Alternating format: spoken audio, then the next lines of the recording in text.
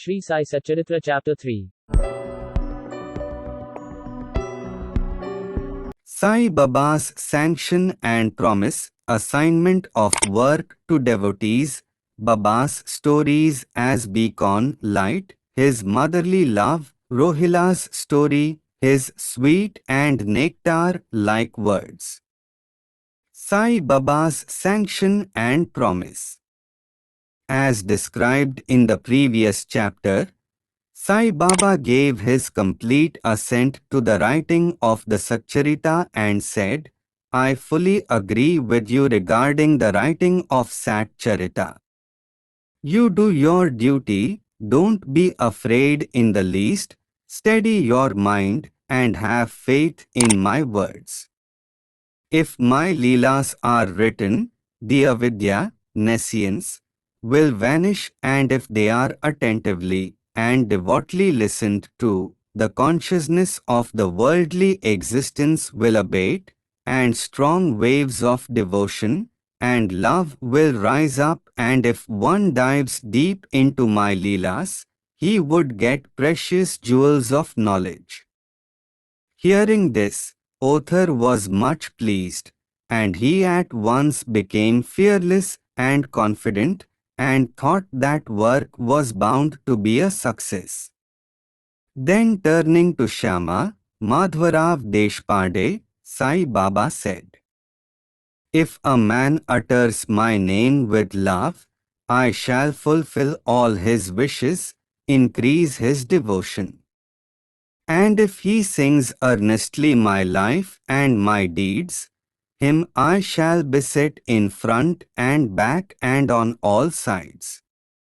Those devotees who are attached to me, heart and soul, will naturally feel happiness when they hear these stories. Believe me that if anybody sings my Leelas, I will give him infinite joy and everlasting contentment. It is my special characteristic to free any person who surrenders completely to me and who does worship me faithfully and who remembers me and meditates on me constantly. How can they be conscious of worldly objects and sensations, who utter my name, who worship me, who think of my stories and my life, and who thus always remember me? I shall draw out my devotees from the jaws of death. If my stories are listened to, all the diseases will be got rid of. So, hear my stories with respect, and think and meditate on them, assimilate them. This is the way of happiness and contentment.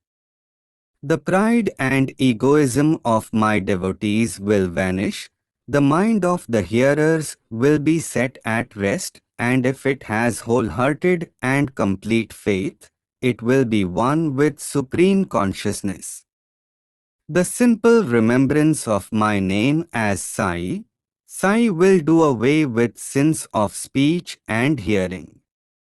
Different works assigned to devotees. The Lord entrusts different works to different devotees. Some are given the work of building temples and mutt or ghats, flight of steps on rivers. Some are made to sing the glories of God, some are sent on pilgrimages, but to me was allotted the work of writing the Satcharitra. Being a jack of all trades but master of none, I was quite unqualified for this job. Then why should I undertake such a difficult job? Who can describe the true life of Sai Baba? Sai Baba's grace alone can enable one to accomplish this difficult work. So, when I took up the pen in my hand, Sai Baba took away my egoism and wrote himself his stories. The credit of relating these stories, therefore, goes to him and not to me. Though Brahman by birth, I lacked the two eyes. I the sight or vision of Shruti and Smriti, and therefore was not at all capable of writing the Satcharitra, but the grace of the Lord makes a dumb man talk, enables a lame man to cross a mountain. He alone knows the knack of getting things done as he likes. Neither the flute nor the harmonium knows how the sounds are produced. This is the concern of the player. The oozing of Chandrakant jewel and the surging of the sea are not due to the jewel and the sea but to the rise of the moon. Baba's stories as beacon light. Lighthouses are constructed at various places in the sea to enable the boatmen to avoid rocks and dangers and make them sail safely. Saibaba's stories serve a similar purpose in the ocean of worldly existence. They surpass nectar in sweetness and make our worldly path smooth and easy to traverse. Blessed are the stories of the saints. When they enter our hearts through the ears, the body, consciousness or egoism and the sense of duality vanish, and when they are stored in the heart, doubts fly out to all sides, pride of the body will fall, and wisdom will be stored in abundance. The description of Baba's pure fame and the hearing of the same with love will destroy the sins of the devotee, and therefore this is the simple sadhana for attaining salvation. The sadhana for Krita age was Shamdama, tranquility of mind and body; for Treta age, sacrifice; for Dwapara, worship; and for Kali, present age, it is singing of the name and glory of the Lord. This last sadhana is open to all the people of the four varnas, Brahmans, etc. The other sadhanas, viz. Yoga, yajna, sacrifice, dhyana, meditation, and dharana, concentration, are very difficult to practice, but singing and hearing the stories and the glory of the Lord, Sai Baba, is very easy. We have only to turn our attention towards them. The listening and singing of the stories will remove the attachment to the senses and their objects, and will make the devotees dispassionate, and will ultimately lead them to self-realization. With this end in view, Sai Baba made me or helped me to write his stories, Satcharitamrita. The devotees may now easily read and hear these stories of Sai Baba, and while doing so, meditate on him, his form, and thus attain devotion to Guru and God, Sai Baba, get detachment and self-realization. In the preparation and writing of this work, Satcharitamrita, it is Sai Baba's grace which has accomplished everything, making use of me as a mere instrument. Motherly love of Sai Baba. Everybody knows how a cow loves her infant calf. Her udder is always full, and when the calf wants milk and dashes at the udder, out comes the milk in an unceasing flow. Similarly, a human mother knows the wants of her child and feeds it at her breast in time. In case of dressing and adorning the child, the mother takes particular care to see that this is well done. The child knows or cares nothing about this, but the mother's joy knows no bounds when she sees her child beautifully dressed and adorned. The love of mother is peculiar, extraordinary and disinterested, and has no parallel. Sadgurus feel this motherly love towards their disciples. Sai Baba had this same love towards me, and I give an instance of it below.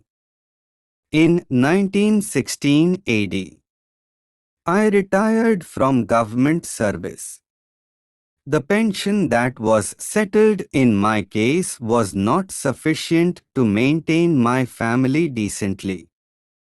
On Guru Purnima, 15th of Ashada, day of that year, I went to Shirdi with other devotees.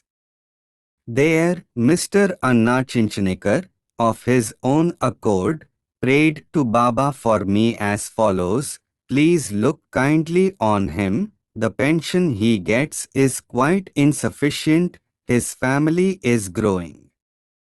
Give him some other appointment, remove his anxiety and make him happy. Baba replied, he will get some other job, but now he should serve me and be happy. His dishes will be ever full and never empty. He should turn all his attention towards me and avoid the company of atheists, irreligious and wicked people. He should be meek and humble towards all and worship me heart and soul. If he does this, he will get eternal happiness. The question who is this he, whose worship is advocated, is already answered in a note on who is Sai Baba in the prologue at the beginning of this work. Rohila's story. The story of the Rohila illustrates Sai Baba's all-embracing love. One Rohila, tall and well-built, strong as a bull, came to Shirdi, wearing a long kafni robe, and was enamored of Sai who stayed there. Day and night he used to recite in a loud and harsh tone kalma, verses from Holy Quran, and shout Allahu Akbar, God is great.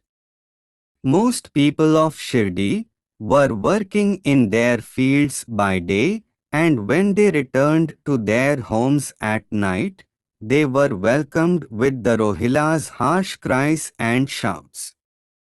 They could get no sleep and felt much trouble and inconvenience. They suffered in silence this nuisance for some days, and when they could stand it no longer, they approached Baba and requested him to check the Rohila and stop the nuisance. Baba did not attend to their complaint. On the contrary, Baba took the villagers to task and asked them to mind their own business and not the Rohila. He said to them that the Rohila had got a very bad wife, a Zantippi, who tried to come in and trouble the Rohila and himself, but hearing the Rohila's prayers, she dared not enter and they were at peace and happy. In fact, the Rohila had no wife, and by his wife Baba meant Durbuddhi, i.e. bad thoughts. As Baba liked prayers and cries to God better than anything else, he took the side of the Rohila and asked the villagers to wait and suffer the nuisance, which would abate in due course. Baba's sweet and nectar-like words. One day at noon after the Aarti, devotees were returning to their lodgings when Baba gave the following beautiful advice. Be wherever you like, do whatever you choose, remember this well that all what you do is known to me. I am the inner ruler of all and seated in their hearts. I envelope all the creatures, the movable and immovable world. I am the controller, the wire puller of the show of this universe. I am the mother origin of all beings, the harmony of three gunas, the propeller of all senses, the creator, preserver and destroyer. Nothing will harm him who turns his attention towards me, but Maya will lash or whip him who forgets me. All the insects, ants, the visible, movable and immovable world is my body or form. Hearing these beautiful and precious words, I at once decided in my mind to serve no man henceforward, but my Guru only. But the reply of Baba to Anna Chinchanikar's query, which was really mine, that I would get some job, began to revolve in my mind, and I began to think whether it would come to happen.